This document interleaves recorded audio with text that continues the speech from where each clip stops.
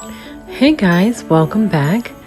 Today we're going to be doing something really special. I'm going to take you in my home and show you a wonderful DIY project that I worked on for the past 2 months to create for you, and just something I'm going to treasure in my family for years to come. So I'm so happy to have it and have it finished, and I can't wait to show you all how it turned out. It's going to be a lot of fun today, guys, so let's get started.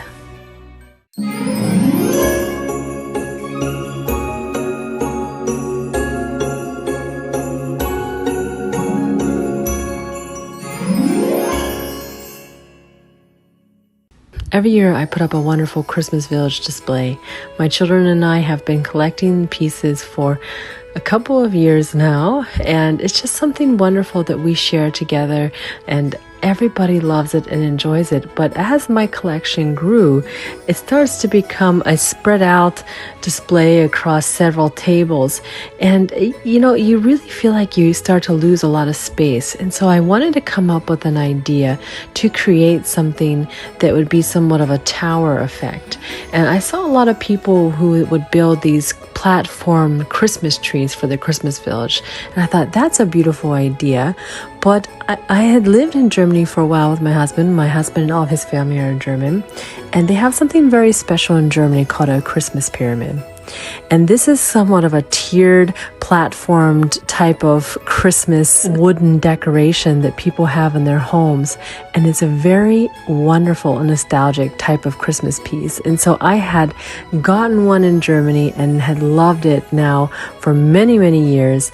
And this is something that I thought would be a wonderful thing to represent and bring into the tradition of our Christmas village, especially since my children are half German. So I wanted to go with that tiered effect, and to create that, I had multiple layers of wooden rounds, and I actually could omit one layer because I had a table that was very special to me, and I wanted to incorporate that into my tower. But for you, you'll just get the wooden rounds for every layer if you wanted to recreate something like this for yourself. And then you will need some type of leg to put in between each layer. So since you likely don't have a table to include in yours, what you would want to do if you wanted to create this would start with larger legs at the bottom, and then you can work your way as the pyramid goes up in tiers to a smaller base for those little table platforms. And so it's important though that the bottom of your Christmas pyramid is very solid and very strong, because it's going to be holding a lot of weight. Now my Christmas pyramid ends up being quite tall, so it really depends on how tall you would like yours and how many layers that you're going to need. And then you can also choose the diameter of your round based on the size of your Christmas village and how tall you want to make it. So if you're going tall like I did, I used the biggest round that they had available at Lowe's, and then I went up from there. So 2 large, and then another with a medium, and then 2 small, and that gave me plenty of space to spread out my Christmas village houses. To start creating that, I did paint all of those white, and so I did prime all those wood pieces to have a white base, because I'm going to go in and hand paint this entire piece, and you're going to see me putting in a lot of those touches and a lot of those details now.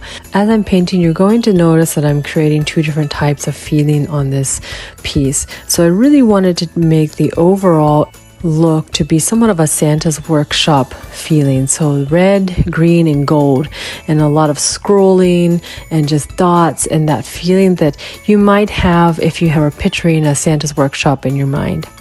And then the second part was I wanted to think about scenery, because I have really liked to add scenery effects to my Christmas villages in the past. However, with this, I wanted the stage to be the Christmas pyramid instead. And so I did scenery on all of the pieces as well. And so I added trees, for example, to the inside of the legs where the houses would be. And I also added beautiful sky imagery on all the pieces on the bottom. So when you would get down at the children's level and you would be looking up underneath of each level, you would see stars and a starry sky above those houses. Of course, I added in some very magical aurora borealis into that starry sky on several of the layers. I think that that is a really beautiful touch as well. But you see how I included the areas that were close to the village with some sort of visual scenery, and that was a really fun effect to go through and recreate. By having the whole thing trimmed out in white and painted already, that really helped me in having an easy base to apply these coats of paint over top. I used a very high quality acrylic paint that I got from Hobby Lobby. I think a mixture between Master's Touch, for example. This is a very thick acrylic paint. It is a little bit more expensive, but if you just wait till they have their sale, they always go on 50% off, and then you can get those paints. And the quality is so high, you only have to put one layer, and it makes such a big difference. I started out with one red that I liked a little bit better in a thinner paint, you know, the thinner acrylics in the little tiny bottles that we're all familiar with, those just cheaper craft paints, you know, maybe a $2 thing of paint. But I put one layer on there and just immediately decided that wasn't going to work, because I was going to have to put 2 or 3 coats on there, and the amount of time that takes versus one coat of something that's quality is just, it's just night and day.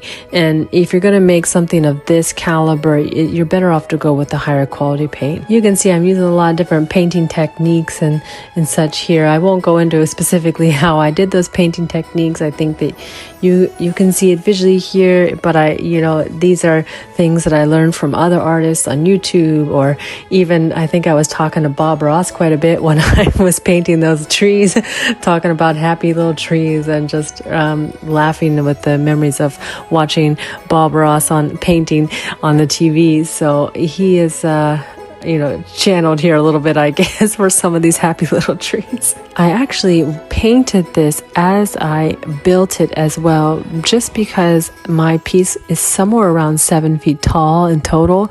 And so to paint it on a stand on a step ladder or something like that, it's going to be a little bit tiring, actually. So I did do a lot of the painting in each layer and then built it afterwards, and that made it a little bit easier for the overall painting effort. But I even thought about it afterwards that I could have done a little bit more like that, but I was really anxious to get it built and see how it looked. So I did jump the gun and have to do quite a bit of painting up on a step stool as well. But just for your reference, it is better for you to paint each layer and then add it. It makes it a little bit easier on your arms and your shoulders. Now that I have it painted, I also actually did get these wooden pine trees that I saw at Hobby Lobby. They were on sale, and I wanted to grab those so that I could add those to this where I would need it for maybe hiding and disguising some cords, or adding a little bit of extra stability to that middle layer that I thought maybe looked like it needed a little bit of stability. I actually just drilled that tree directly into the table and into the layer at the top. So it was nice that that tree was just the right height to be able to do that and be able to serve a dual role as well. So then I went ahead and I'm going to create a fan for the top, because that is the classic Christmas pyramid structure. They have these beautiful fans at the top that spin as the heat from the candles rise. And so this is going to be something that's really difficult to make, actually. Not so now that I know how to do it, but I stood in Hobby Lobby for a while looking at the pieces that they had there, trying to figure out how to construct this in a way that it would last and function. And so I ended up getting these long boards from Hobby Lobby. I cut those in half and then cut the edges off to create the fan blades. And then I found these rounds that perfectly fit a 1/2-inch dowel rod. I used that rod then in that round to create the center axis. And I used these little round knobs that had a little bit of a cup effect. And I drilled one of those into each spot where I was going to be putting a fan blade. And so what I wanted to do was then cut a small square out that fan blade would sit in. And this was the part that I found a little bit difficult, because I did it by hand, because I was having a hard time finding, with the power tools that we had, one that was working out in a way that I could reliably get that piece safely in the angle that I wanted it, and cut. And so I was afraid there would be too much movement and potentially break it, and especially with the angles, it was a weird angle, so it didn't feel like I would be able to do it safely. So I ended up doing it by hand. I had just this little handsaw, and it didn't take much time or effort, but the main thing is you want to really try to get that cut straight down.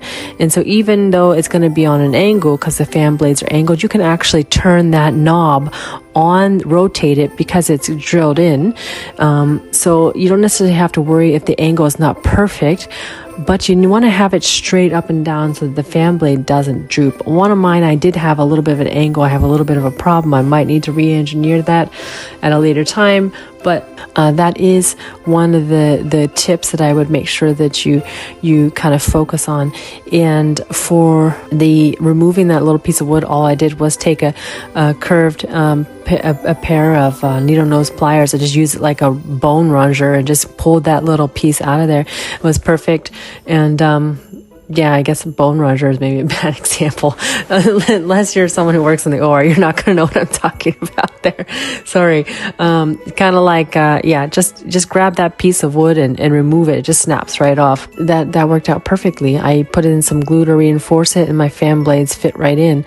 And I actually did end up painting each fan blade as well, with their own scenery piece on each individual fan blade, had their own scene. And so it's really a lot of detail that went into this, and that was kind of one of the things as I kept painting. I felt like you could just keep painting forever. There was just a lot of details you could put into it, and so you had to, at a certain point, just stop. But I did get this little rotary motor on Amazon. It's just a little hobby motor. And this is how I hooked up the 1/2-inch dowel rod. I put that on there with the connector, and I centered that up, and it was easy peasy. After that, I put that right down through the hole that I drilled. I actually did add a little 1/2-inch wheel bearing set from Amazon as well to put at the top there, so that way that dowel rod wouldn't rub too much. It would be a little bit smooth in its turning, so that way that motor wouldn't heat up so much. Because I did read that it produces a little bit of heat, and I would agree with that. I think that it does produce heat. So when I set up my village, I actually have a big clear space in the middle there so that nothing is touching that, and I don't run that for long periods of time, just in case. So you want to keep these things in mind when you're doing that. Safety is really important. But I can link all the parts and pieces that I used to create that, and how I put that wheel bearing in there is I just countersunk the top of that board and just hammered that wheel bearing right down on the top there, and it allowed that to spin nicely in there, real fluid.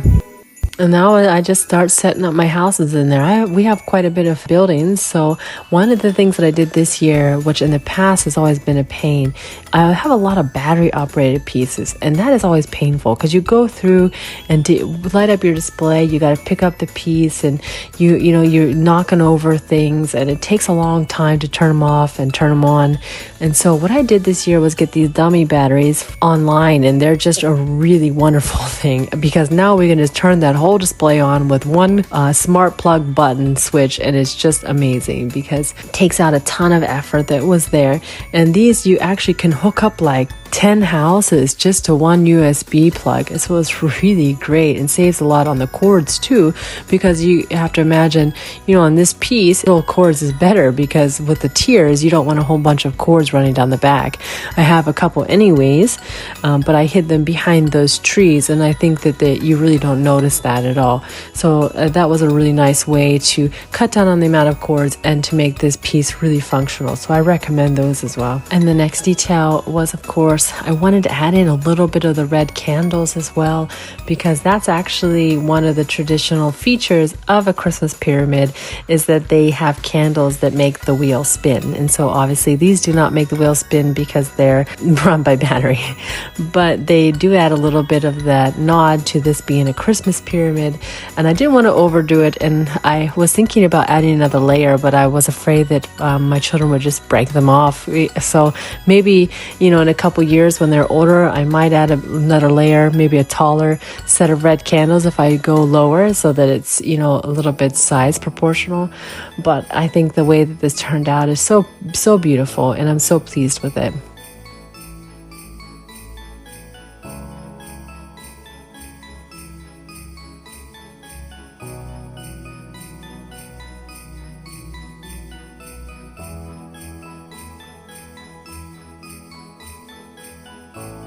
And then lastly, you got to go in and add a couple of details with some people and in the scenery.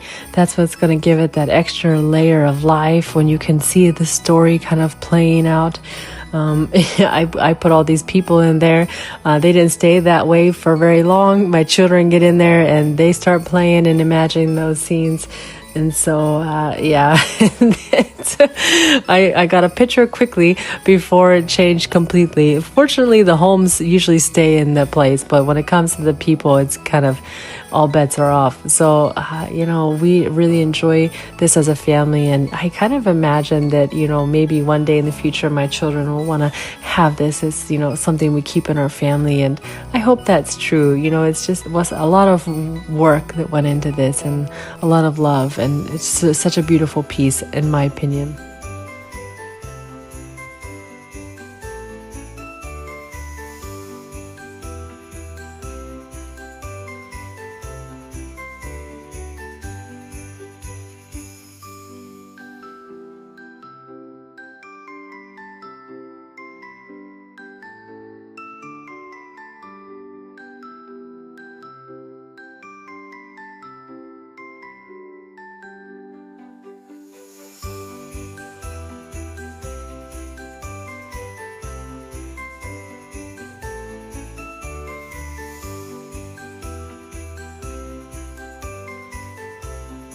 So guys, you'll have to let me know what you think of this creation and how everything turned out. I know that this is a completely different look for displaying my village. It's less only about the village and the pieces in the display, and also about the way that I display it, that is also now quite magical. So it's a very different vibe, very different feeling, but I feel very excited about it. I hope that you agree. Let me know in the comments below. Thank you guys so much for watching. I'll see you all next time. Bye for now.